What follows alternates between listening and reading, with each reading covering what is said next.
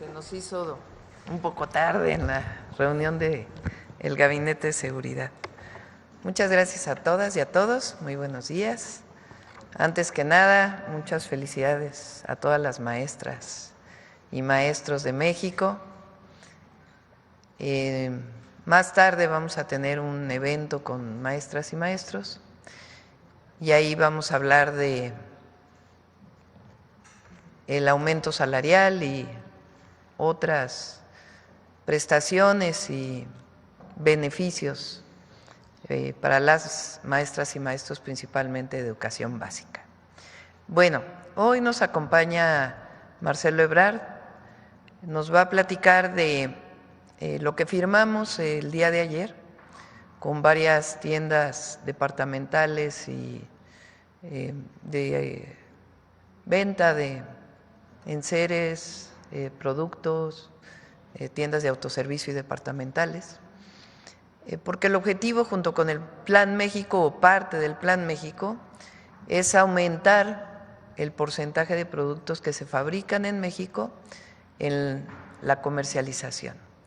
Entonces, Marcelo nos va a platicar de en qué consiste este acuerdo que firmamos y al cierre de la conferencia, como siempre todos los jueves, Mujeres en la Historia. Adelante, Marcelo. ¿Quieres acá? Adelante.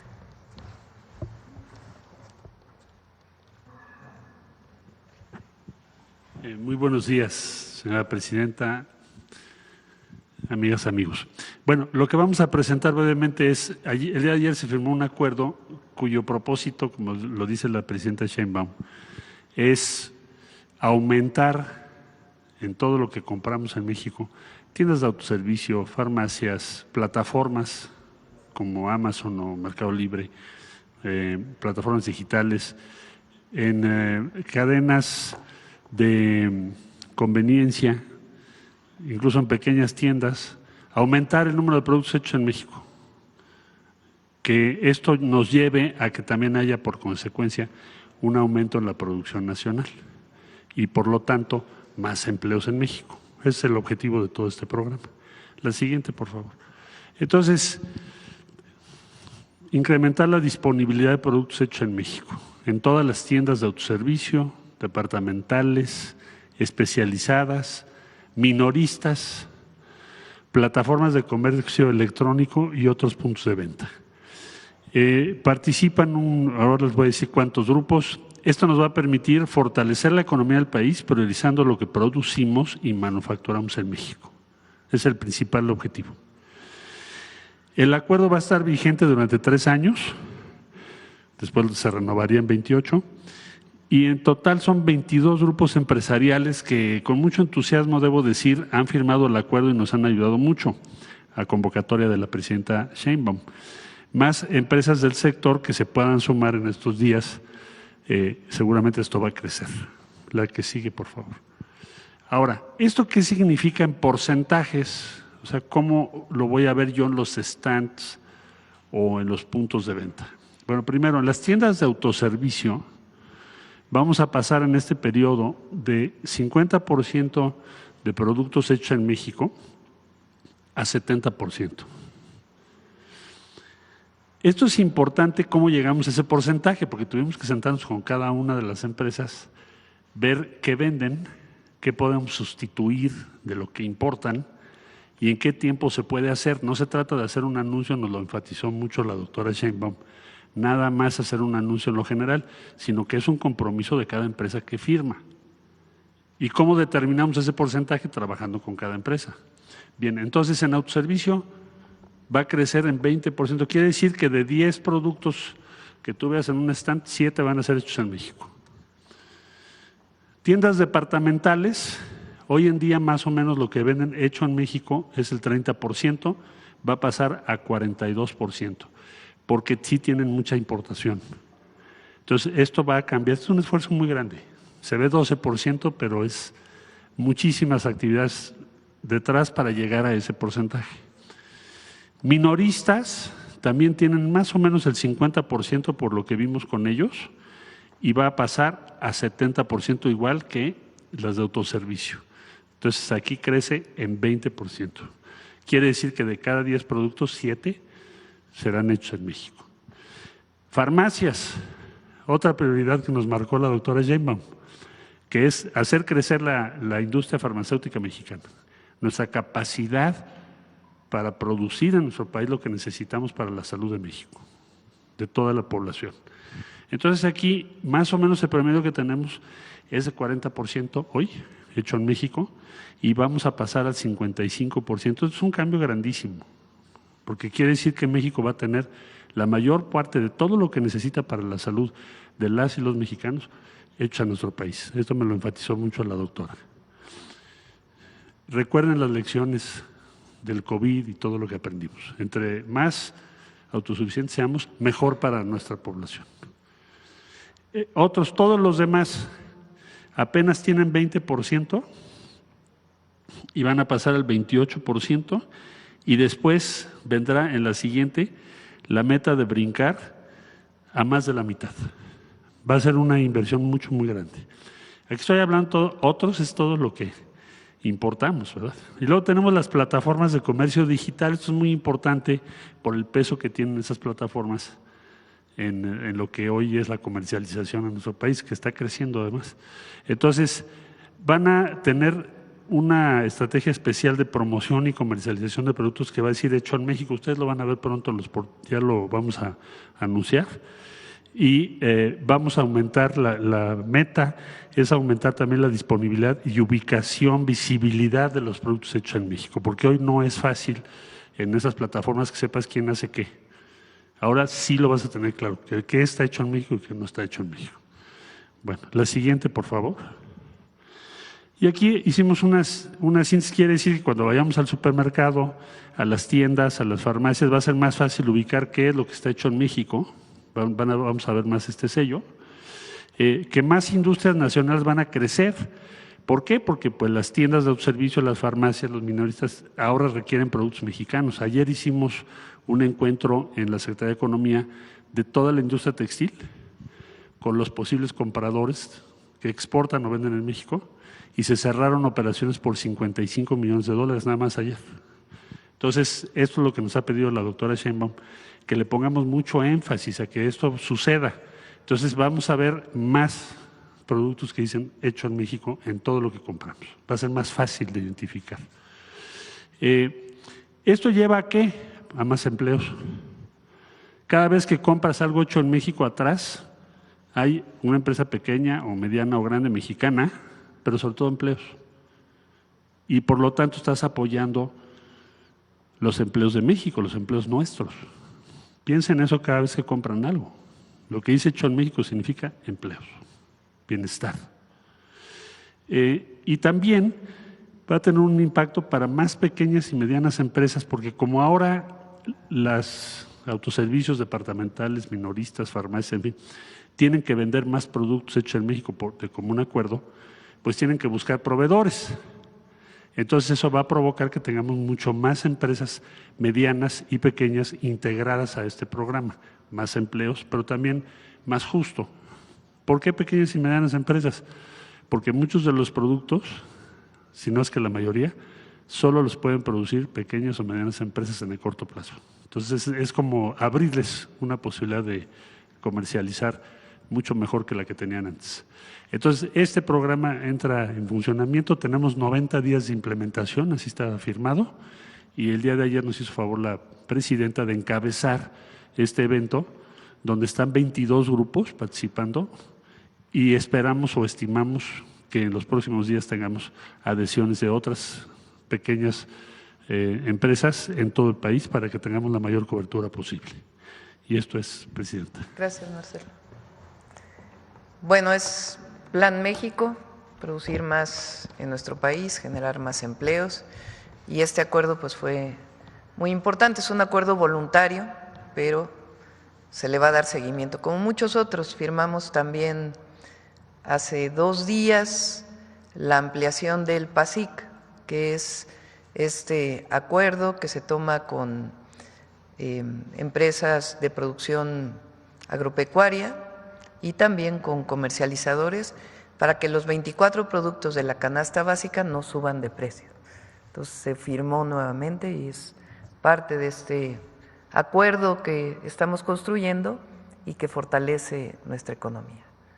Bueno, vamos a las preguntas hoy. Adelante. Alma.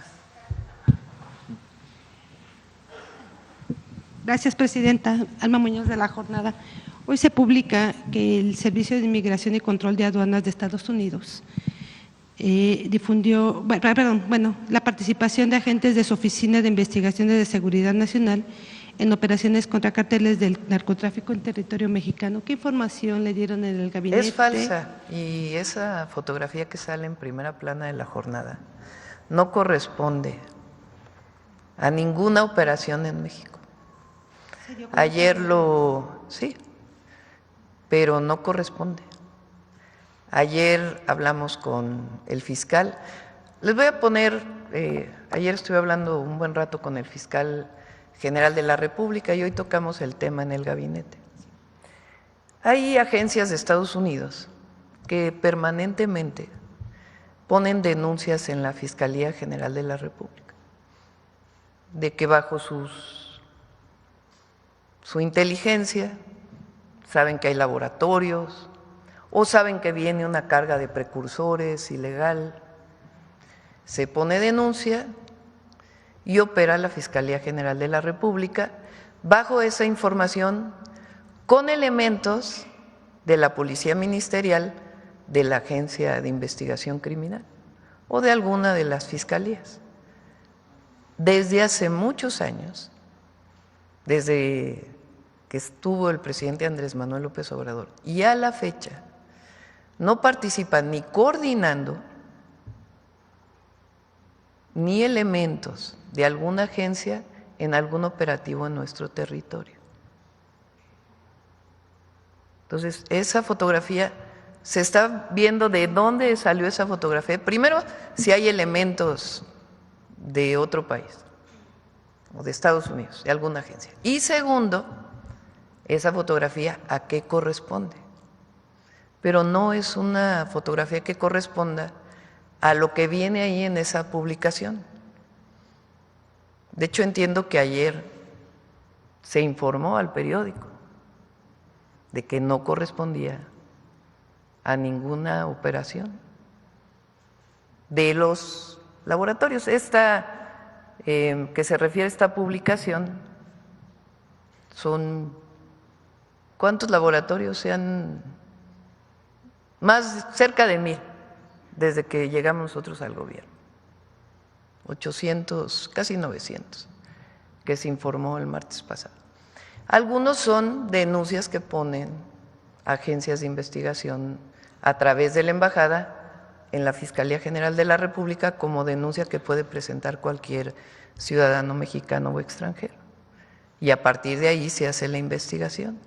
Entonces, como dije ayer, hay coordinación, hay colaboración, hay cooperación en el marco de respeto a nuestras soberanías.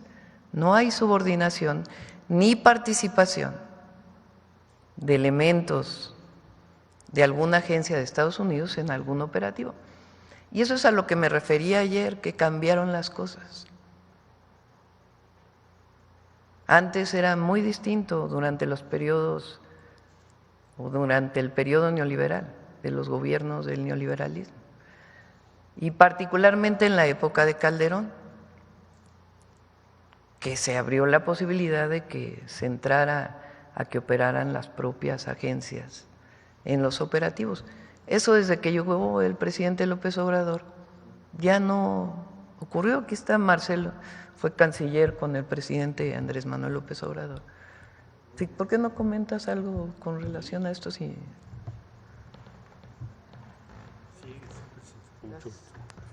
Sí, con todo gusto, muchas gracias. Bueno, yo diría que inclusive, si ustedes recuerdan, se hicieron una serie de reformas de ley a raíz de la detención de General Cienfuegos y se establecieron una serie de obligaciones y de restricciones legales y esas pues siguen vigentes, básicamente para evitar precisamente lo que se había dado, particularmente en el sexenio de Felipe Calderón, de que teníamos tanto en algunas dependencias mexicanas como en instalaciones mexicanas, presencia de ellos en todo. Incluso se hicieron operativos en México en su momento. Entonces, eso cambió radicalmente y eso provocó también muchas fricciones, debo decir, en ese tiempo con la Embajada de los Estados Unidos, con las agencias y demás que estaban en contra de esa legislación. Pero bueno, el estatus hoy es totalmente distinto a lo que era antes, para empezar por cuanto a obligaciones y restricciones legales que tienen establecidas.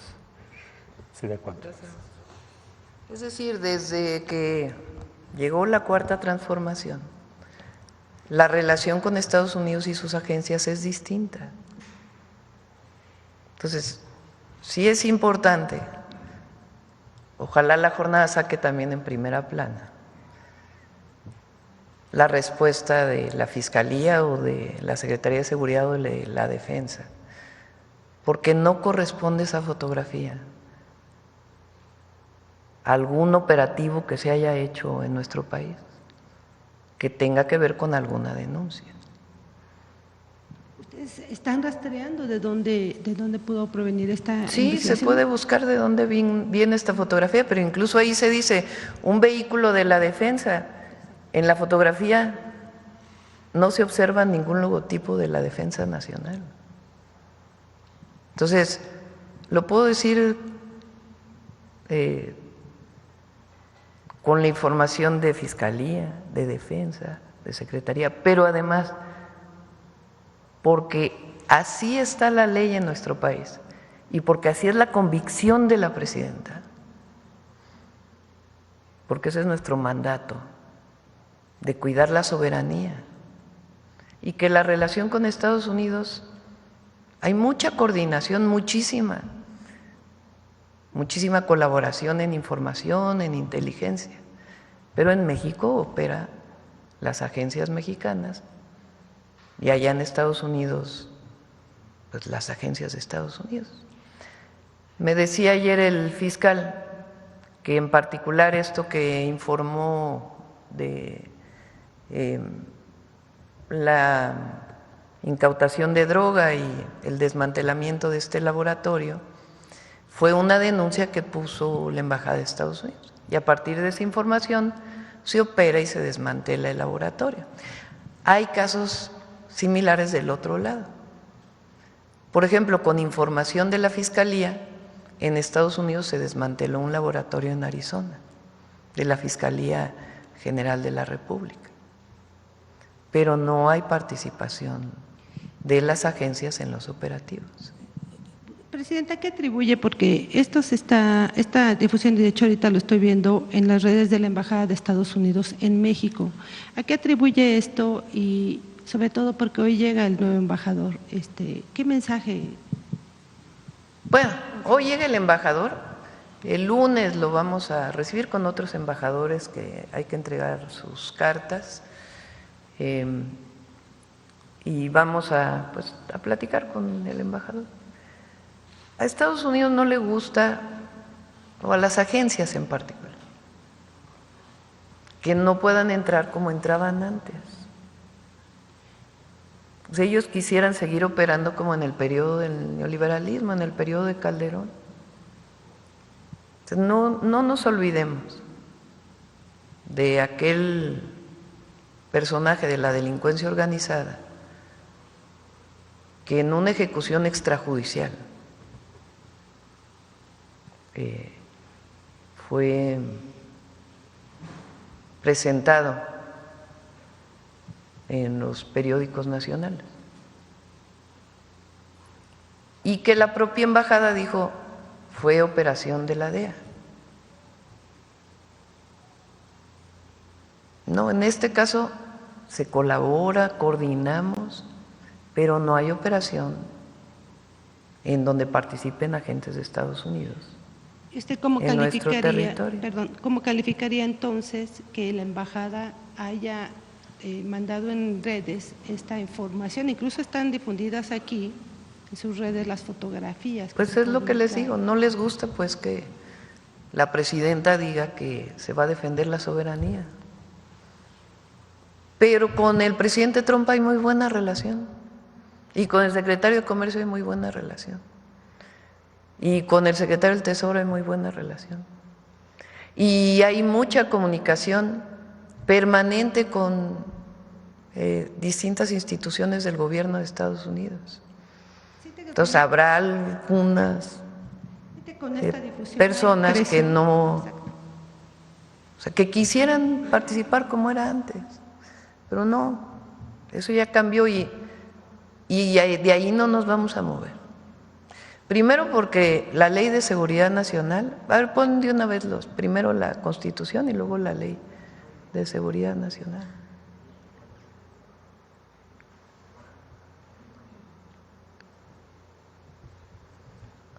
A cualquier nacional o extranjero involucrado en la fabricación, no, es primero es el 19, ¿no? Primero el 40. El pueblo de México bajo ninguna circunstancia aceptará intervenciones, intromisiones o cualquier otro acto desde el extranjero que sea lesivo de la integridad, independencia y soberanía de la nación. Eso ya es constitucional. Tales como golpes de Estado, injerencias en elecciones o la violación del territorio mexicano, sea esta por tierra, agua, mar o espacio aéreo. Tampoco consentirá intervención en investigación y persecución alguna sin la autorización y colaboración expresa del Estado mexicano en el marco de las leyes aplicables. ¿Y cuáles son las leyes aplicables? La Ley de Seguridad Nacional. Los agentes extranjeros deberán observar las siguientes disposiciones. 1. Solo podrán desarrollar las actividades de enlace para el intercambio de información con autoridades mexicanas en términos de lo dispuesto en la acreditación que se hubiese expedido a su favor. 2. No podrán ejercer las facultades reservadas a las autoridades mexicanas, ni podrán aplicar o ejecutar las leyes extranjeras en territorio nacional. 3. Deberán abstenerse de realizar gestiones directas ante autoridades distintas de la Secretaría de Relaciones Exteriores o de las dependencias que corresponden en términos de los respectivos convenios de cooperación internacional suscritos por el Estado mexicano en materia de seguridad y que contribuyan a preservar la seguridad nacional. Deberán poner en conocimiento de las autoridades mexicanas que corresponda en términos de los respectivos convenios de cooperación internacional suscrito por el Estado mexicano en materia de seguridad y que contribuyan a preservar la seguridad nacional, la información de que se alleguen en el ejercicio de sus funciones. Deberán presentar ante las Secretarías de Relaciones Exteriores y de Seguridad y Protección Ciudadana un informe de carácter mensual en las materias relativas a los convenios de cooperación, adelante, bilateral suscritos por el Estado mexicano en materia de seguridad y que contribuyan a preservar la seguridad nacional. En dicho informe se deberán incluir las actividades y gestiones que desarrollen ante las diversas autoridades federales, de las entidades federativas y de los municipios. Tendrán prohibido realizar o inducir a terceras personas a realizar detenciones, a realizar acciones tendientes a la privación de la libertad, a allanar la propiedad privada o a cualquier otra conducta que resulte violatoria de la Constitución Política de los Estados Unidos Mexicanos y las leyes nacionales aplicables. Entonces está muy clara la Constitución y la Ley de Seguridad Nacional. Entonces en ese marco hay coordinación, hay colaboración y hay cooperación en ese marco. ¿Le enviará un extrañamiento a la Embajada de Estados Unidos por esta división? No se trata de estar, pienso yo, ahí en un debate. Yo creo que lo importante es que el pueblo de México sepa que cambiaron las cosas en el país a partir de diciembre de 2018 y que nosotros, incluso fue propuesta nuestra el cambio constitucional, pues no vamos a permitir la violación a nuestra soberanía. Eso es todo. Entonces es una relación de respeto que hasta ahora se ha mantenido con el presidente Trump. Entonces, ¿qué caso tiene que el pueblo de México sepa, eso sí, y los medios, que esa fotografía no corresponde a lo que dice el texto?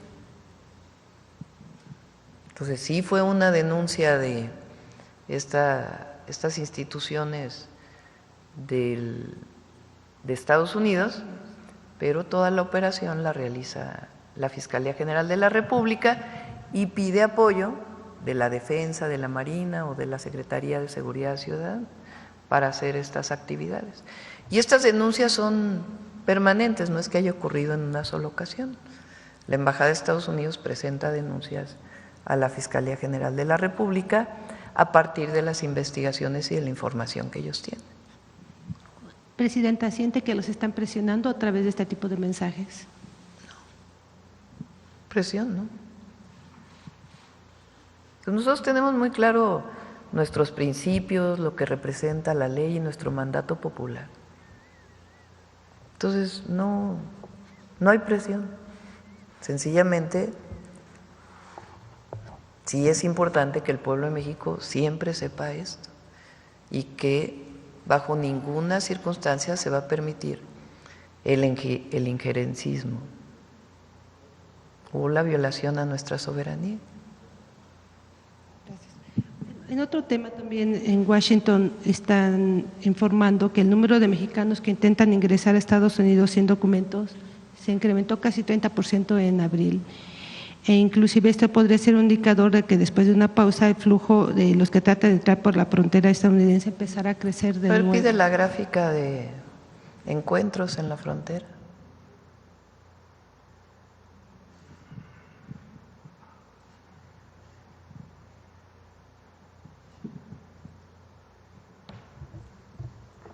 No, la que viene de tiempo, que esa es del 2 de enero.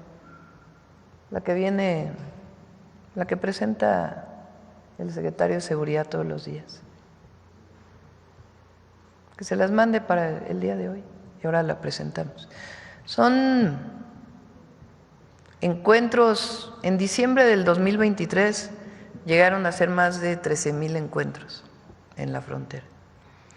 Estamos de acuerdo con la propia Agencia de Aduanas de los Estados Unidos y de Migración, son alrededor de 400 diarios, de los cuales más o menos la mitad son mexicanos, 200, imagínense. O sea, de lo que históricamente ha sido, hoy son 200 mexicanos que intentan cruzar la frontera, son detenidos en la frontera con Estados Unidos y regresados a México. Entonces no hay un aumento. Gracias. Y por otro lado, sobre los maestros, ¿nos puede adelantar un poco cómo va a ser el acuerdo? ¿Es un desayuno? ¿Van nada más el Sindicato Nacional? Sí, va la representación del Sindicato Nacional de Trabajadores de la Educación, como todos los 15 de mayo. Hay el reconocimiento por antigüedad a muchas maestras y maestros, y ahí vamos a hablar de el porcentaje de aumento salarial y otras solicitudes que ellos han estado haciendo. Recuerden que yo planteé hace pues ya algunos meses, número uno, por lo pronto el congelamiento de la edad de jubilación para aquellos que se encuentran en el 10º transitorio. Cuando se hizo la modificación a la ley del ISSSTE, se cambió de un régimen solidario a cuentas individuales y a retiro en vez de jubilación, que hay sus diferencias. Los maestros piden la derogación de esa ley. Entonces hemos planteado que es complejo por lo que significaría en términos presupuestales. Pero en aquella aprobación de la ley, a los que nos quedamos, porque en mi caso, pues, en su momento como maestra universitaria, investigadora de la UNAM y después como servidora pública, pues todos estamos afiliados al ISSSTE. Entonces, en mi caso nos quedamos en el 10º transitorio, como muchos otros maestros, que quiere decir que se quedan en el régimen anterior. En ese régimen anterior lo que pusieron es un aumento cada vez de la edad de jubilación.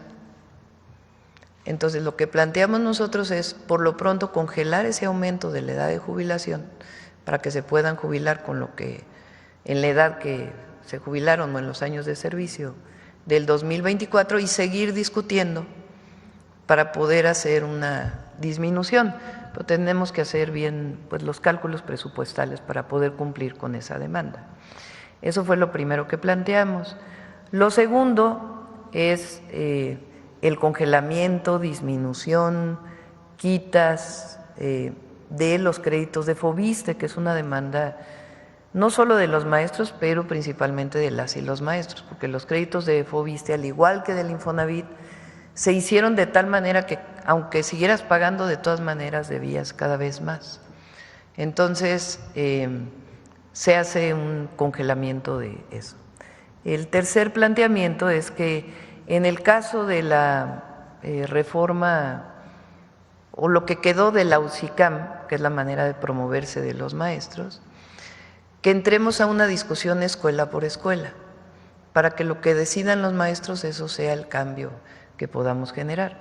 Ellos han pedido pues, que sea una discusión desde abajo y estamos totalmente de acuerdo, entonces que entremos a esa discusión desde abajo. Esencialmente fueron las propuestas que hicimos y seguir trabajando en la mejora de las condiciones laborales de las y los maestros de México. Entonces, hay algunas otras cosas que vamos a plantear el día de hoy que pueden irse avanzando, pero preferiría esperarme a la reunión con los maestros para poderlo decir. ¿Y el incremento salarial nos puede adelantar?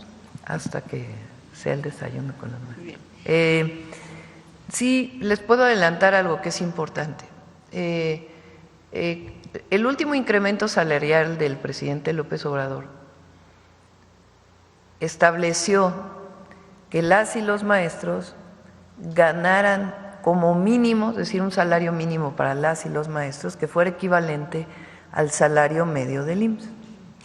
El salario medio del IMSS pues ha ido aumentando del año pasado a este. Entonces nosotros queremos mantener al menos el salario medio del IMSS, que ya tuvo un incremento muy importante del 2024 al 2025. Y solo de mi parte ayer avanzó también en Estados Unidos lo del impuesto a las remesas. ¿Ustedes ya tienen un impacto de lo que esto va a hacer? Avanza en una comisión, falta que pase por otra comisión y después por el Pleno. No estamos de acuerdo, es incluso en Estados Unidos inconstitucional, porque se cobraría doble impuesto, porque las y los mexicanos que viven en Estados Unidos ya pagan impuesto.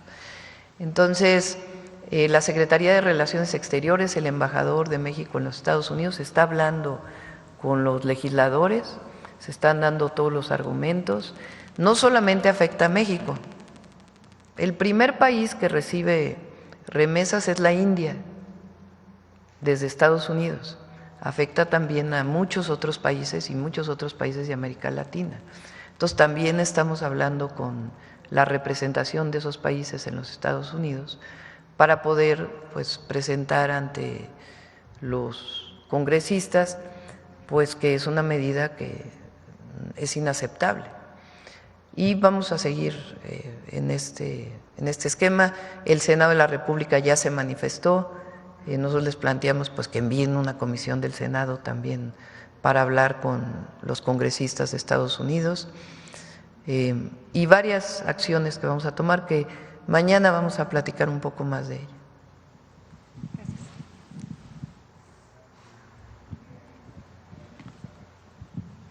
Buenos días, Presidenta. Ariana Esquivel, de Saltillo, Coahuila, de Enlace 13 Televisión. Mañana visitará mi estado para reunirse con familiares de las víctimas de la mina de Pasta de Conchos y el Pinabete. Si nos puede adelantar un poco sobre lo que se va a tocar en esta reunión. La Fiscalía General del Estado de Coahuila, en la región carbonífera, ya había adelantado que se tiene ya una persona detenida por el caso que sucedió en 2022. Es una reunión en la que me comprometí. Se han encontrado muchos mineros ya en el caso de Pasta de Conchos y se sigue con los trabajos. Hasta ahora no hay evidencias de explosión, como se dijo en su momento, y se siguen encontrando pues los restos de los mineros. Se trabaja muy de cerca con las familias. Ellas, sobre todo las viudas, me solicitaron que pudiera aumentarse lo que estaban recibiendo de pensión. Ya a través del IMSS y del INDEP vimos la manera que esto sea posible y ya se hizo realidad, y algunas otras acciones que estamos tomando. Recuerden que el presidente López Obrador hizo un compromiso con los deudos de pasta de conchos, con los familiares, las familiares principalmente, desde 2006. Esto ocurrió en 2006 y desde su campaña lo prometió y lo cumplió cuando llegó al gobierno. Habló con los familiares y les planteó cualquiera de las dos opciones, que hubiera una reparación integral del daño o que se siguiera buscando. Y al final lo que se acordó es que fueran las dos, que hubiera una reparación integral del daño y además que se siguiera buscando. Entonces, Comisión Federal de Electricidad sigue con este trabajo. Acudimos a este lugar en septiembre de 2024, fuimos 2 veces con el presidente en la gira conjunta de transición y ahí me comprometí con las y los familiares a seguir buscando hasta encontrar al último minero. Y lo vamos a hacer. Pero además, pues tienen algunas otras solicitudes que hemos ido atendiendo.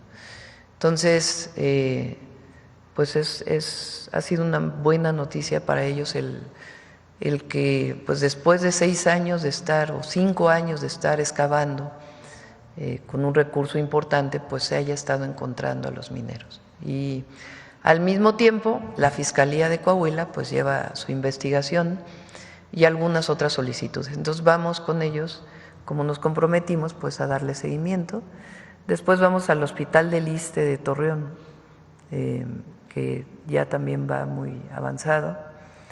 Y de ahí vamos a Chihuahua, vamos a entregar tierras al pueblo Rarámuri en Guadalupe y Calvo y luego vamos a Baja California Sur.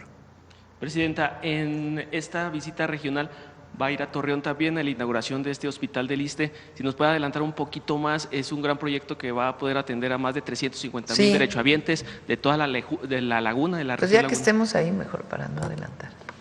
Perfecto, Presidenta. En otro tema, ya se confirmó desde el lunes el presupuesto inicial para la construcción del tramo del tren de pasajeros Saltillo-Nuevo Laredo. Si tiene más detalles sobre para que nos pueda platicar y cómo va a beneficiar este proyecto a todos los estados del norte del país. El proyecto, recuerden que va a Ciudad de México, Nuevo Laredo, es el tren del Golfo de México. Y la defensa, los ingenieros militares están construyendo de México a Querétaro, y después de Querétaro a Irapuato va a ser una licitación pública para que participen empresas privadas en su construcción, y este mismo año también a través de licitación se va a asignar la parte de Saltillo a Nuevo Laredo, que también la construirían pues quien gane la licitación de las empresas. Y vamos a seguir construyendo a lo largo de 6 años para cumplir el México Nuevo Laredo. Y por otro lado, el que va a Irapuato pues es la continuación que va a Guadalajara, para de ahí pues irse a Nogales. Entonces es parte de los 2 proyectos de trenes de pasajeros hacia el norte. ¿Cuál sería su mensaje para todas las personas que nos ven en es específico del estado de Coahuila? Es un tren muy importante porque hay mucho movimiento, desde Coahuila hasta Nuevo Laredo, y de Coahuila a Monterrey. Va a ser un tren, además, pues un tren escénico, porque las montañas de esa zona es un paisaje hermosísimo. Y entonces va a ser pues una vista hermosísima, y además de ahí pues la liga hasta Nuevo Laredo. ¿Ya se tiene alguna estimación de cuántos pasajeros podría atender este tren? El próximo miércoles viene SICT y Defensa a presentar cómo vamos con los trenes, y ahí pues puede darse mucho mayor información. Perfecto, Presidenta. En otro tema, Coahuila también es uno de los estados que más recursos recibirá de los 594 millones anunciados hace días para la Comisión Nacional de Búsqueda esto para fortalecer la localización de personas desaparecidas. La asignación de estos fondos se da en un momento clave, cuando la Secretaría de Gobernación, en conjunto con colectivos de búsqueda, están trabajando en la creación de nuevas leyes. Esto es bastante importante y trascendental para el Estado de Coahuila. En pláticas que he tenido con madres buscadoras de mi estado, explican que alguna de las prioridades en este tema es la capacitación de ministerios públicos federales y locales, pues han denunciado que los agentes siguen iniciando las investigaciones bajo el delito de secuestro y no de desaparición, lo que afecta pues el proceso. ¿Cuál sería su llamado a estos colectivos, a las madres y a las instancias? Recuerden que presentamos dos iniciativas, a la Ley General de Población y a la Ley de Búsqueda. Rosa Isela, la secretaria de Gobernación, junto con el subsecretario de Derechos Humanos, Arturo Medina, han estado realizando una serie de diálogos que ya cerró, digamos, el primer periodo de diálogos. Ahí se presentaron muchísimas adiciones a las leyes que presentamos, que se están revisando todas para poder incorporar pues la mayor parte, y ya lo presentaríamos en junio para poder tener este periodo para poderlo revisar y al mismo tiempo pues seguir trabajando con los colectivos y seguir en este proceso de búsqueda. Entonces en junio ya presentaríamos las adiciones a las leyes y además pues los números que hemos estado, pues más que números, el número de carpetas de investigación, de registros, de personas desaparecidas, cuántas se han localizado, cuántos registros no están completos, todo en general lo que tiene que ver con registro de desaparición, también lo presentamos ya en junio. Por último, Presidenta, respecto al acuerdo que presentó el secretario de Economía, si nos pueden adelantar cuáles son los grupos que están dentro y cómo se haría o si se haría una campaña para lograr que los mexicanos compren los productos mexicanos sobre cualquier otro producto. Sí, sí viene una campaña de Lo Hecho en México. ¿Y no quieres platicar con quién se firmó ayer? Con mucho gusto, Presidenta. Bueno, te puedo dar la lista, leerla toda, pero mejor yo creo que se la damos a Pau y ahorita les damos la copia. Pero son los 22 principales grupos, tanto de tiendas departamentales, autoservicios, farmacias y minoristas también. Se trata, y así nos lo pidió la Presidenta, que hiciéramos un esfuerzo para que esté pues la mayor parte, más del 90% de la red de comercio de nuestro país. Entonces yo creo que ya están incluidos o estamos cerca de ese porcentaje. Ahora, respecto a la campaña que se va a hacer, ya se preparó una campaña, tiene dos vertientes, la nuestra, el Gobierno de la República, y la vertiente que van a tener las empresas. Las empresas ya hicieron un proyecto de campaña, se acordó que se va a lanzar a partir del 9 de junio para que fuese después del proceso electoral respecto al Poder Judicial y a otros estados que tienen también creo que elecciones. Total, el 9 de junio se va a iniciar, se va a presentar esa campaña y entonces ya iniciamos por un lado nosotros y por otro lado las empresas, van a participar muchas empresas. ¿Quién lidera esto? Pues el Consejo Coordinador Empresarial y muchas empresas de todo el país van a participar. Entonces sí habrá esa campaña. Y son en total 22 grupos con 28 empresas, porque hay grupos que tienen varias empresas. Por ahora son los que firmaron el día de ayer, que representan la mayoría del comercio de México. Gracias. Gracias, Presidenta. A ver, ¿quién estaba desde ayer, verdad? Gracias, Presidenta. Yusbel Carolina, de Código Libre. Presidenta, el secretario Juan Ramón de la Fuente, quien sostuvo un encuentro con el ministro de Relaciones Exteriores de China para hablar sobre la importancia de seguir trabajando en conjunto, ¿qué trae de souvenir en materia de educación, tecnología, ciencia o turismo? ¿Qué nos puede adelantar sobre aumentar el comercio con China? Hubo una reunión en China que estaba programada desde hace tiempo entre CELAC es esta organización de países de América Latina y el Caribe, y China, que es parte pues de las reuniones que tiene CELAC. Fueron varios presidentes, en nuestro caso fue el secretario de Relaciones Exteriores, ahí salió un comunicado conjunto que tiene que ver con pues, seguir manteniendo, como hace México con todo el mundo, relaciones comerciales. Hay mucha relación comercial con China. Es distinta a la de Estados Unidos, porque con Estados Unidos tenemos un tratado comercial de libre comercio. Con China no hay un tratado de libre comercio como con otros países del mundo. Entonces, en ese marco participó Juan Ramón en esta reunión y se reunió con el canciller de China y hablaron de pues, muchas colaboraciones que puede haber en otros ámbitos que no tienen que ver con el comercio, también con el comercio, pero en otros ámbitos, como colaboración científica, tecnológica, turismo. Llega pocos ciudadanos de China en turismo a México comparado con lo que es lo que ha crecido el turismo de esta nacionalidad en otros países del mundo. Entre otras cosas tiene que ver con la visa que otorga México, que tarda mucho tiempo. Entonces se están viendo este tipo de acuerdos para que se aceleren, por ejemplo, en el consulado de allá, la posibilidad de las visas para turismo, en fin, varios temas que se están revisando con ellos. Gracias por eso, Presidente. En otro tema, volviendo ayer usted ya comentaba sobre el caso de Ovidio Guzmán y sus familiares, pero le hago una pregunta. ¿Usted cree que sus familiares se entregaron porque corrían riesgo de ser asesinados por la Malliza? ¿No existe temor de que en su audiencia declaren en contra de políticos mexicanos? No es lo que crea yo. Es la información que tiene que dar el gobierno de Estados Unidos y particularmente el Departamento de Justicia a la Fiscalía General de la República. Ayer dije dos cosas. Una, que este personaje de la delincuencia organizada o esta persona de la delincuencia organizada fue detenido en México y extraditado a Estados Unidos. Eso significa pues que tiene que haber una coordinación permanente en todos los casos, pero en particular en este caso, por los acuerdos internacionales de extradición.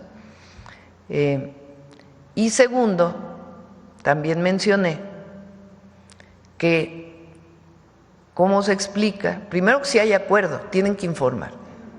Y segundo, si hay acuerdo, ¿cómo es que determinan que esta organización es una organización de acuerdo con ellos terrorista y se establecen acuerdos? Eso fue lo que dije ayer. Entonces, primero tienen que informar y segundo, si hay acuerdo, pues que expliquen en este marco. ¿Alguna llamada o algo que usted ya le pida otra vez al gobierno de Estados Unidos? No, ¿Sí? la Fiscalía pues tiene que solicitar toda la información porque es a través del Departamento de Justicia y de la Fiscalía General de la República. Eso no quiere decir, porque aquí hay órdenes de aprehensión contra esta persona, o sea, no quiere decir más que sencillamente tiene que cumplirse la colaboración en el caso de extradiciones, de información. Y también ellos tomaron la decisión de catalogarlos como organizaciones terroristas. Entonces, pues tienen que dar una explicación. Presidenta, ¿qué nos puede decir el excomisionado Francisco Garduño? Ya él se retiró, pero quedó pendiente una disculpa pública. Sabemos que para esto se tienen que llevar varios casos de los familiares de las víctimas y eso. Ya ha pasado tiempo, creo que ya pasaron la fecha de cuándo lo tenía que hacer. ¿Qué información hay de esto y de la disculpa pública? Lo revisamos con gusto. Reviso las fechas, cómo quedó a través de la Secretaría de Gobernación. Y por último, con lo que ha pasado en Veracruz, estos últimos asesinatos, ¿cree que esto está afectando el proceso electoral? ¿Cómo se está llevando todo en materia de seguridad, sobre todo en Veracruz? No, no está afectando el proceso y evidentemente lamentamos estas muertes y viene la gobernadora de Veracruz para ver cómo se apoya para reforzar la seguridad en Veracruz de aquí al día de las elecciones. Gracias.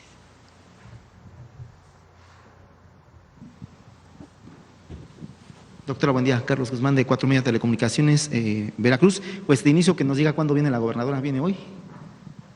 ¿La gobernadora de Veracruz? Mañana. ¿Mañana? Mañana va a estar aquí. Okay. No es cierto, viene la próxima semana, perdón, la próxima semana. Mañana es viernes, ¿no? La próxima semana, perdón. Y bueno, comenzando con temas un poquito más agradables, pues el día de ayer la Fiscalía de Puebla da a conocer que finalmente se rescataron los instrumentos de este grupo musical de Ángeles Azules. Es preguntar si tiene más información al respecto. Sí, el comandante de la Guardia Nacional, el general Cortés, estableció contacto con personal de Los Ángeles Azules. Primero para ver cómo ocurrió el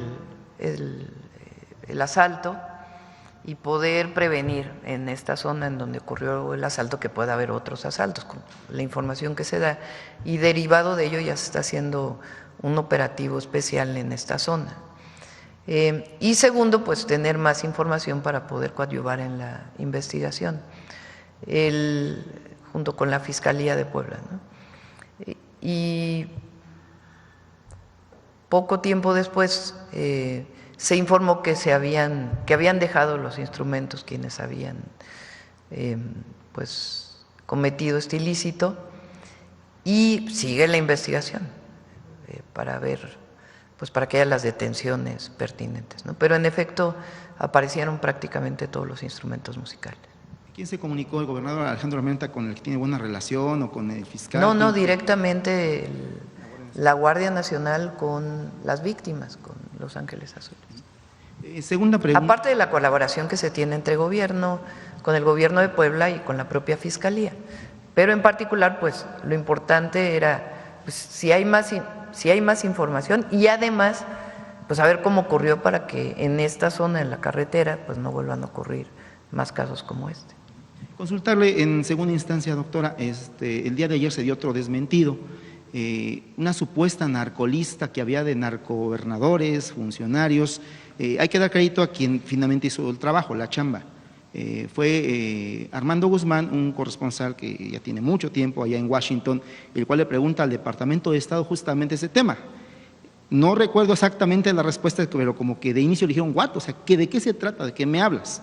Ya después, con Pepe Cárdenas en su programa, sale lo que es esta información, este desmentido. Es consultarle de inicio qué opina de que finalmente se ocupen cosas que ni siquiera se preguntan a la fuente original de información.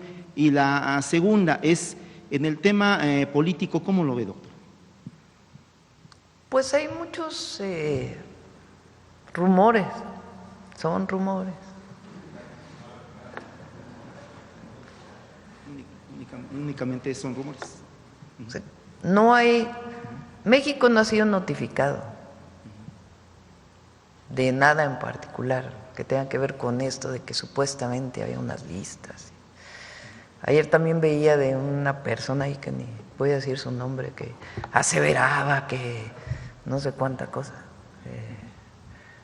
de no muy buena reputación, por cierto. Entonces, tiene que haber responsabilidad en la información, particularmente de los medios de comunicación y de quienes se dedican al periodismo, porque hay muchos de ustedes que están aquí que tienen sus propios canales de redes sociales, su propia forma de información, pero siempre se tiene que ser responsable en la información que se da, tiene que haber una fuente. Entonces, en este caso se pregunta al Departamento de Estado, en efecto, y se dice que no, pues que no hay nada. Entonces, para la ciudadanía, para la gente, es importante que cualquiera de esta información pues se verifique. Por eso nosotros tenemos el detector de mentiras, tanto para comentócratas y otros que acostumbran utilizar la mentira como forma de análisis, tanto como para noticias o noticias falsas en las redes que no tienen nada que ver con la veracidad de la información a la que todos debemos sujetarnos. Y doctora, bueno, penúltima pregunta, porque sí me gustaría consultarle al secretario Marcelo el tema del gusano barrenador. De inicio con el secretario Marcelo, es si nos puede comentar desde la instancia de Economía Antier tenemos un evento con usted ahí en el Poliforum, nos decía que en el tema económico usted nos puede mencionar cuestiones, pero en el tema agrícola, ¿qué nos puede comentar? ¿Se está avanzando en el finalmente retomar esta exportación de carne mexicana hacia lo que es Estados Unidos? Y en el caso del secretario Marcelo, si nos puede comentar si hay un estimado de pérdidas que se tengan por justamente el no poder exportar carne de ganado, básicamente de res, hacia los Estados Unidos. Ayer tuvimos una reunión con el secretario Verdeguer, con Marcelo del Gabinete Económico. Digamos que si el objetivo es que se reanude muy pronto.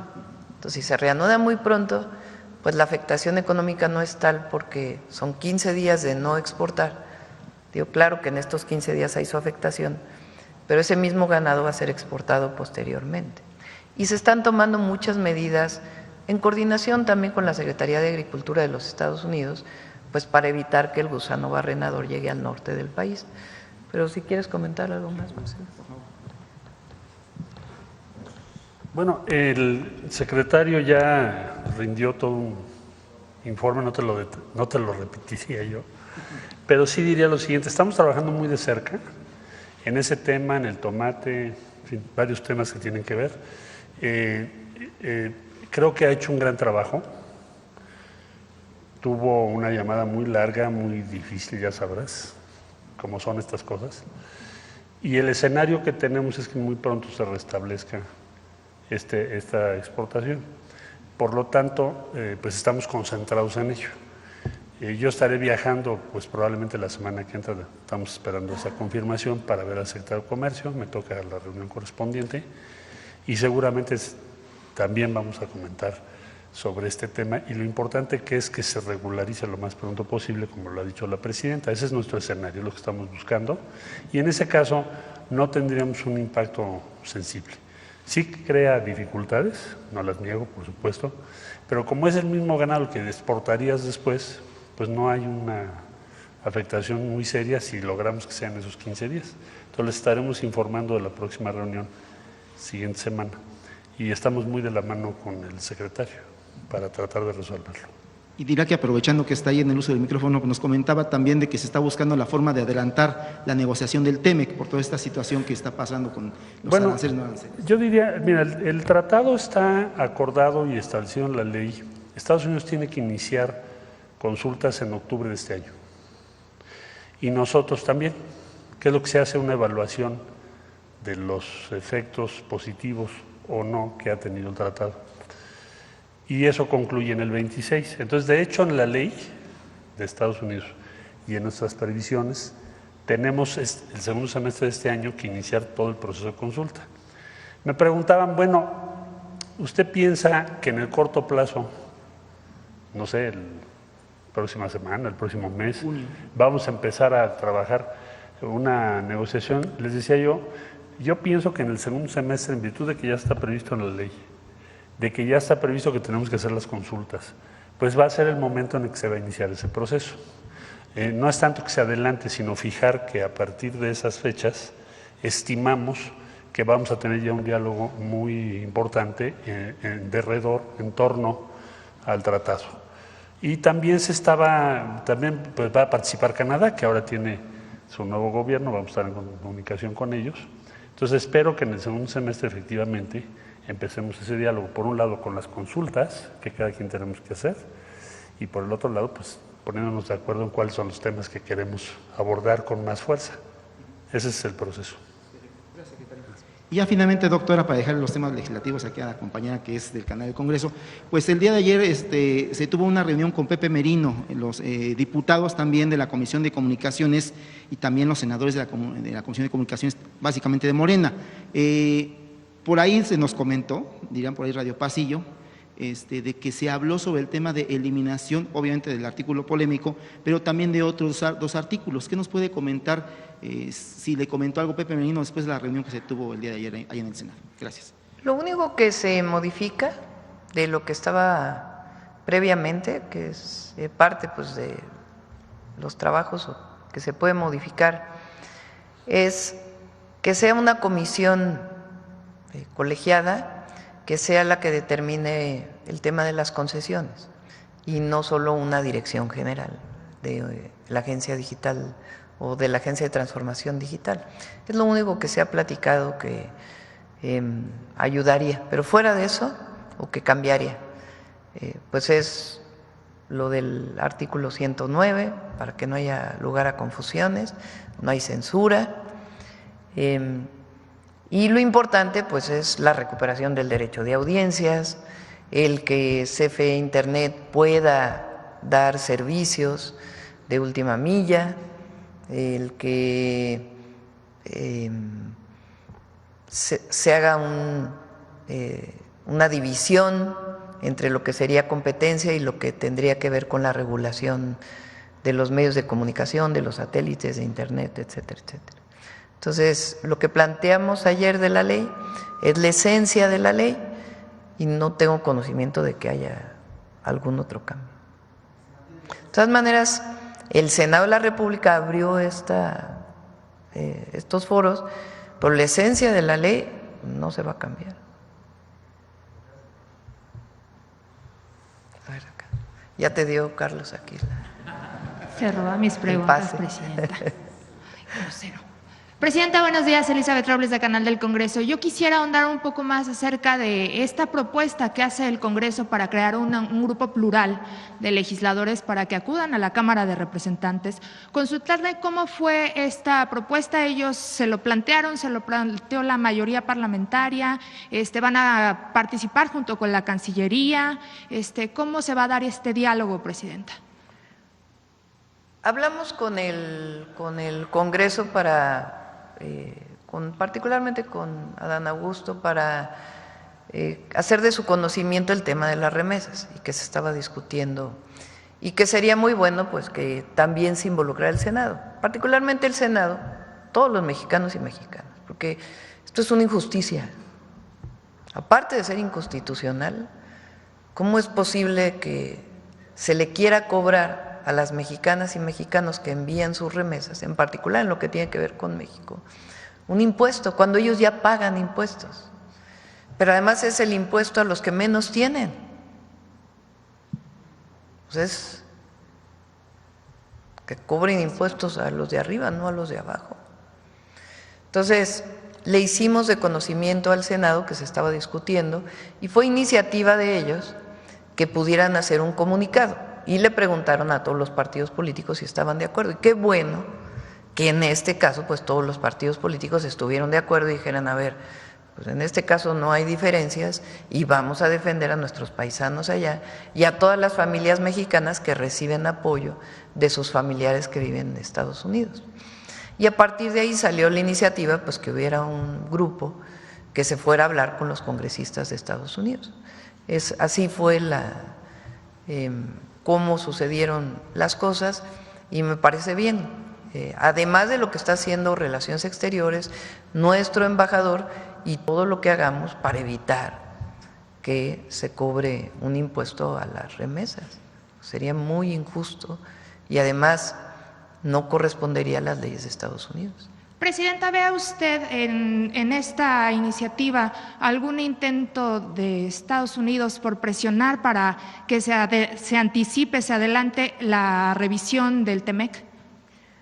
Ellos tienen un problema que no es de ahora, les ocurre muchas veces, que es que no tienen suficientes recursos para poder cubrir el año del gobierno federal. Y están buscando otros ingresos. Entonces, por eso no solamente es lo de las remesas, hay otros temas que están planteados en estas modificaciones que particularmente plantearon los congresistas republicanos. Entonces, pues digamos que están en su derecho de buscar otras formas de ingresos para el gobierno, pero no cobrándole impuestos a quien ya pagó impuestos. Y además, pues a trabajadores mexicanos, familiares, que envían a sus familiares apoyo y que además pues no son los trabajadores y trabajadoras pues de menos recursos.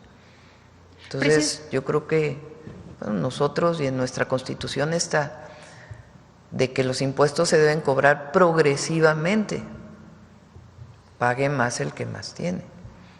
Pero por eso pues trabajo que está haciendo Relaciones Exteriores, nuestra embajada, muchas organizaciones de paisanos y paisanas allá que también están haciendo lo propio, y ahora pues el Senado de la República, que tiene que ver con los temas de relaciones exteriores, con la política exterior, que decidió hacer este comunicado y además pues enviar a una comisión.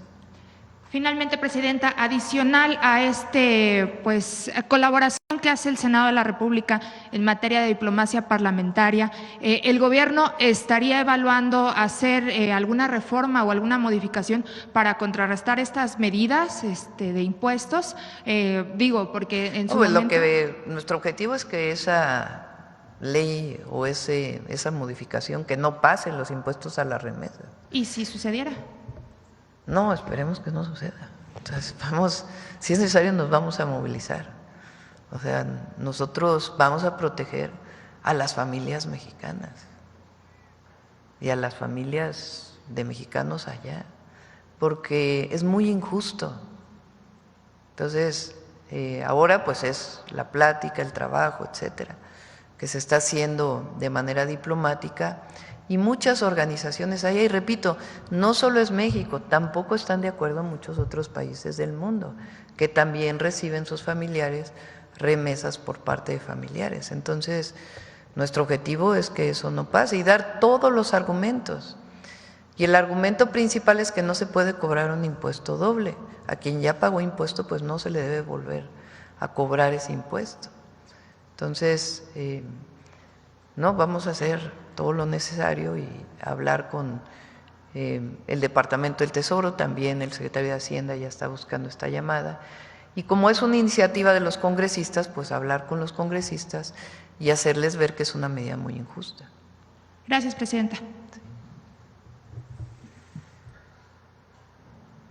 Buenos días, Presidenta. Manuel Galetzia Ramírez, de Cinine y El Político en las Redes.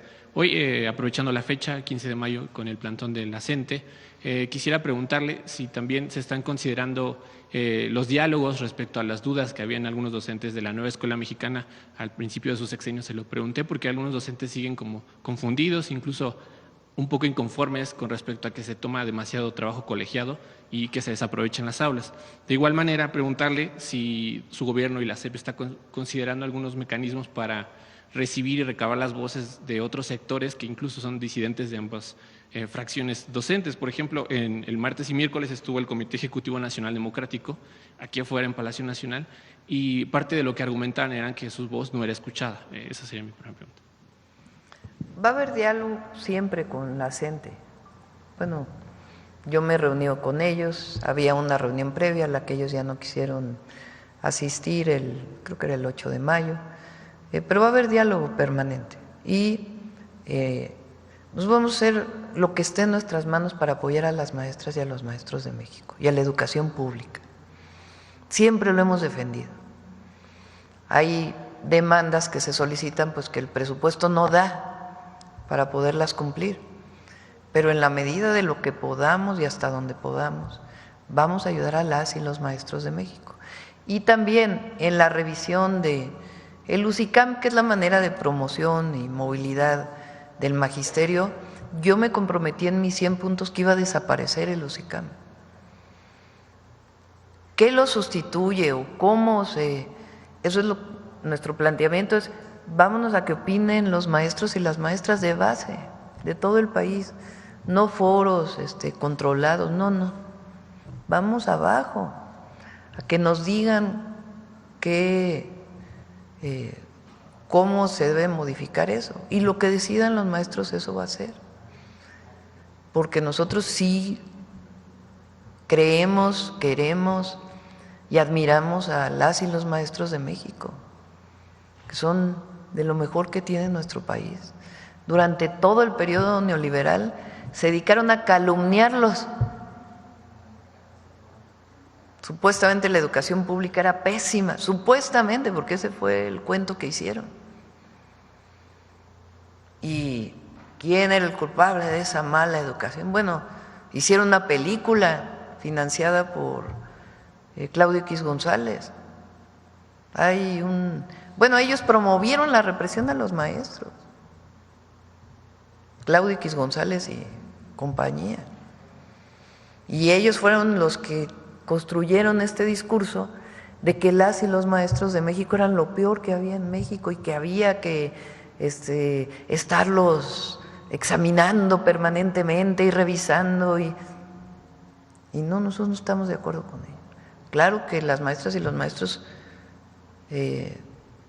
deben actualizarse, pero eso se hace con ellos, no con comisiones externas evaluadas por quién sabe quiénes. Yo no estoy de acuerdo con eso. Yo fui profesora universitaria, muchos años investigadora de la UNAM. ¿Quién me evaluaba? Fíjense, en la UNAM. ¿Quién evalúa la promoción del personal académico de la UNAM? Una comisión elegida por los propios académicos, colegiada. Las comisiones dictaminadoras tienen una persona en la UNAM, del director, puesta por el director, otra por colegio académico y otros electos por los propios profesores. Y esas comisiones dictaminadoras determinan, de acuerdo a tu currículum, si puedes pasar de titular A a titular B, a titular C. Y aquí se construyó un esquema en donde son comisiones externas que evalúan a los maestros. Entonces, todo eso los maestros tienen muchas quejas sobre ello y tienen razón. Ahora, no me parece que sea la presidenta quien deba plantear, este es el esquema que ahora deben de seguir. No, tiene que venir de las y los maestros. Por eso el planteamiento de que sea a través de foros en las escuelas, todas las escuelas de México. Y en el tema laboral, pues vamos a cumplir hasta donde podamos. Hay algunas cosas que vamos a anunciar al ratito, que a mí me dijeron durante todo el periodo de campaña que tienen que ver con la UCICAM. Movilidad de los maestros, muchas otras cosas, que se pueden ir avanzando en lo que hacemos todo lo de los foros. Pero cambió también, así como cambió la relación en muchos temas con Estados Unidos, como cambió el modelo económico, de igual manera cambió la relación del gobierno con los maestros y las maestras de México. Y en la medida de lo que podamos, vamos a ayudar a los maestros y las maestras siempre. Es de lo mejor que tiene nuestro país.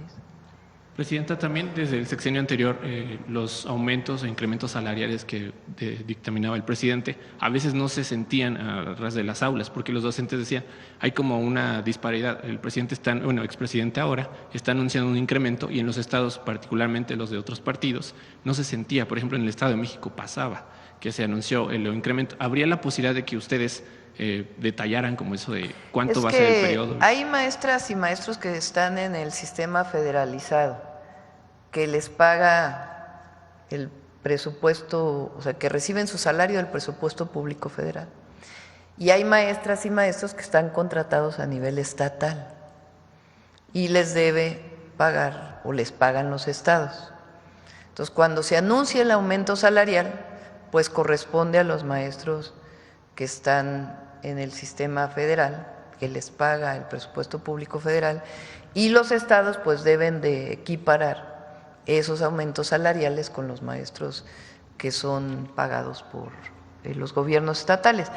Y siempre el gobierno federal ayuda a la nómina educativa de los estados. Hay una partida que se llama la U080 que los estados reciben por parte del Gobierno de México, del presupuesto federal. Entonces, puede ser que el caso que te refieres, pues son maestras y maestros que corresponden a aquellos que les paga el Estado. Entonces, nosotros estamos buscando, fíjense, el salario del maestro durante el periodo 2019-2024 pasó de creo que 9,000 pesos a 17,000 pesos. O sea, hubo un aumento significativo. Y lo que planteó en su momento el presidente López Obrador es que el salario mínimo del maestro y la maestra no fuera menor al salario medio del IMSS. El salario medio del IMSS ha ido aumentando. Entonces, nuestro objetivo es seguir cumpliendo con eso y que sea el aumento incluso por encima de la inflación. Presidenta, en otro tema, en la reunión que sostendrá el lunes con el embajador de Estados Unidos, le pedirá que facilite información respecto a la captura del Mayo Zambada y en concreto de cómo recibieron a estos 16 familiares de Ovidio Guzmán. ¿Habría una Pues es solicitud una expresa? primera reunión, no será una reunión muy larga, una reunión breve, y pues de plática de la coordinación, colaboración, relación que nosotros consideramos que debe haber entre socios comerciales, vecinos, países amigos.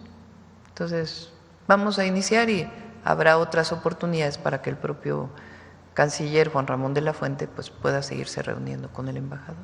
Pero esta información seguiría pendiente, ¿no, Presidenta? Ya ve que al Sí, inicio… esa es una información que tiene que solicitarla y ya la ha solicitado varias veces la Fiscalía General de la República.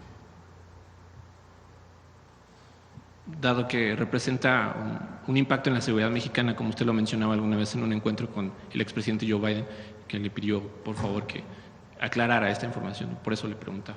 Sí, y va a seguir siendo nuestra solicitud. ¿Cómo fue que ocurrió esta detención?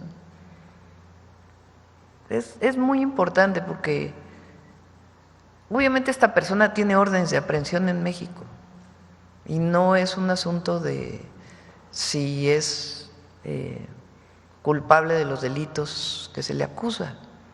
Nosotros también hacemos nuestro trabajo para construir la paz y detener a los generadores de violencia. Es un asunto de cómo se da la relación entre dos países, dos naciones, dos vecinos, y cómo debe compartirse información siempre. Porque hay muchos casos, repito, como dije ayer, está el caso Rápido y Furioso, que nunca terminó por haber detenciones. Cuando salió lo de Wikileaks fue que hubo más información sobre ese caso.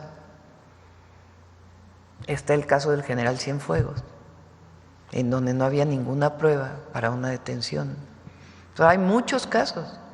Entonces, lo que nosotros establecemos como una relación de respeto, pues es que haya información permanente y la colaboración que tiene que haber en la Fiscalía General de la República y el Departamento de Justicia de los Estados Unidos. Y otras cosas, como el comercio, que ahí hay muy buena relación y se ha establecido una muy buena relación, o como agricultura, que puede haber momentos en donde no se está de acuerdo, pero hay mucha comunicación, como fue el caso del agua, en donde se estableció una mesa de trabajo y se llegaron a una serie de acuerdos, o como han sido las llamadas que he tenido con el presidente Trump, en donde llegamos a acuerdos. Entonces es una relación de respeto, colaboración y coordinación. Presidenta, en otro tema, ayer el Tribunal Electoral determinó que el INE pueda revisar la idoneidad de ciertos candidatos al Poder Judicial, pero esto no sé si sea suficiente porque todavía hay casos como el de Jorge Olvera García, el rector de la UEM del Estado de México, que estuvo implicado incluso en la estafa maestra, como sabemos un desvío de 7,000 millones de pesos, y quisiera preguntarle si esta determinación que tuvo el Tribunal Electoral sería suficiente para poder pues separar a candidatos o postulaciones que pueden ser muy polémicas. ¿Usted considera que sería suficiente? ¿Para qué? ¿Postulaciones para? Para el Poder Judicial. Bueno, respondió el INE, si lo leí hoy, me iba a comunicar Rosa Isela, que se pueden revisar después de la elección. Ese es el planteamiento que ellos hacen. Si es que llegara a ganar una persona que no cumple con los requisitos. Hasta donde entiendo, ese es el comunicado que hizo el INE, vamos a ver el tribunal.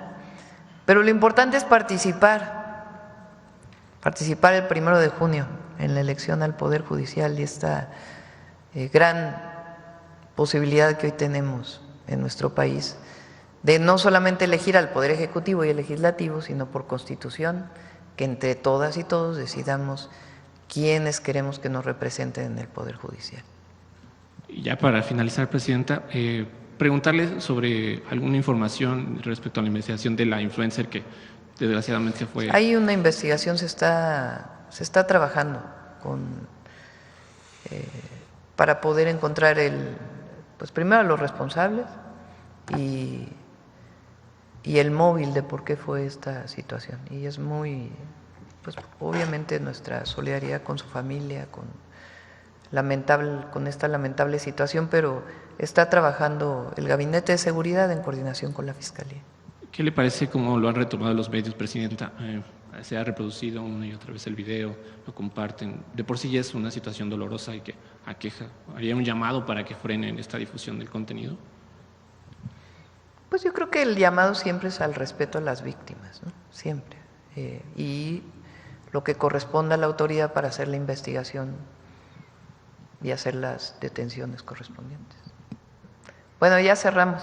Vamos con Mujeres en la Historia.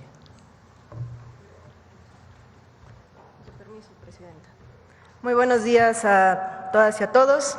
Les extiendo a mis compañeras y a mis compañeros maestros y maestras pues un caluroso abrazo, todo mi reconocimiento, toda mi admiración y todo mi cariño. Nuestro país y educación básica está conformada por 1.200.000 docentes, a todas y a cada una, pues todo nuestro reconocimiento y admiración por el trabajo que se realiza día con día. Hoy, 15 de mayo, pues hemos, desde la sección de Mujeres en la Historia, pues hablado de distintas maestras como Rita Cetina, Eulalia Guzmán, Elisa Acuña. Sin duda las maestras han sido principales y un pilar fundamental en las revoluciones de nuestro país, como lo veremos también con la cápsula del día de hoy, pero previamente nada más como brevario cultural. ¿Por qué se celebra el Día de la Maestra y el Maestro el 15 de mayo?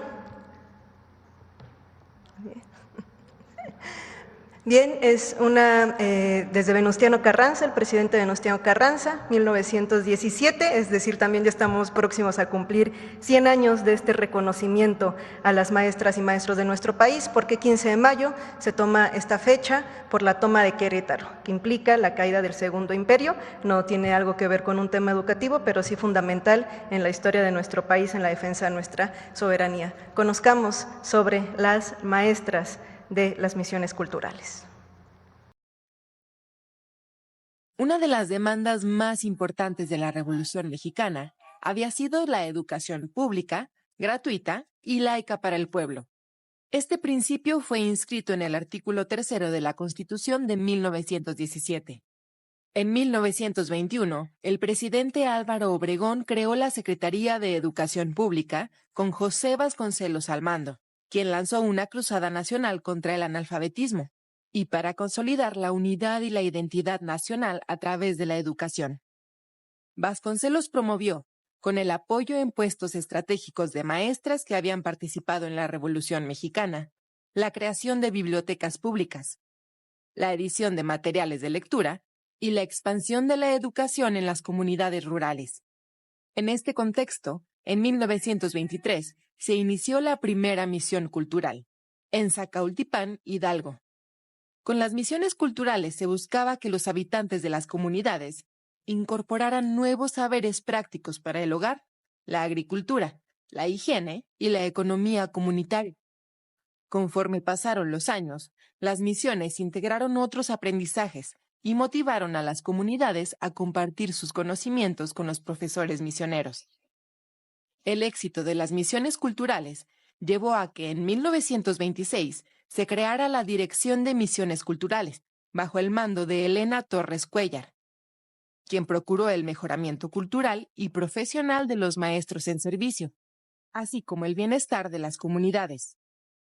Elena Torres Cuéllar fue una propagandista revolucionaria, feminista, socialista, escritora y educadora mexicana que en 1916 impulsó la educación Montessori en Guanajuato y en 1917 la educación laica, normalista y mixta en Yucatán, donde también creó una escuela Montessori para hijos de obreros en la colonia Ixtla, Mérida.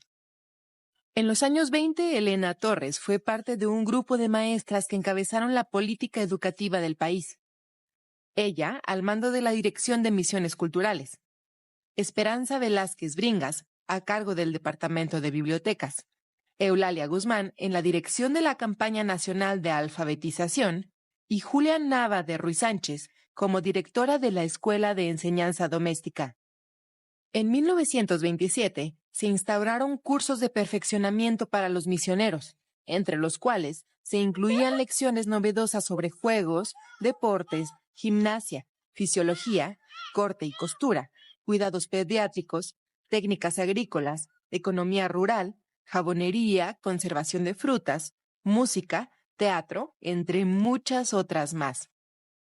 A pesar de que las misiones culturales se desarrollaron a lo largo y ancho del país con bastante aceptación, hubo oposición de sectores ligados a la Iglesia Católica. Durante la Guerra Cristera entre 1926 y 1929, se intensificó la violencia contra las maestras y los maestros rurales, a quienes consideraban portadores del laicismo y de las reformas estatales.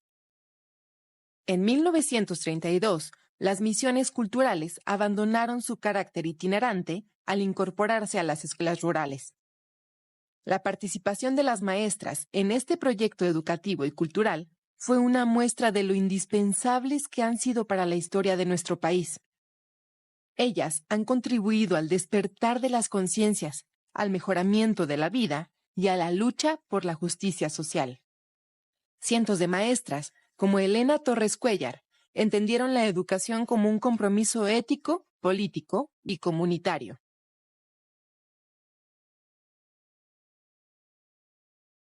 Actualmente el 70% de docentes que se encuentran en educación básica son maestras. Entonces, mayoritariamente maestras, también un abrazo y todo mi reconocimiento, y sepan que a pesar de que las misiones culturales fueron creadas en 1923, es un proyecto educativo que todavía existe, es un proyecto educativo centenario, así es que a las más de 3,000 maestras y maestros que hoy día atienden misiones culturales en nuestro país, también toda nuestra admiración y reconocimiento. Muchas gracias. Gracias, buen día.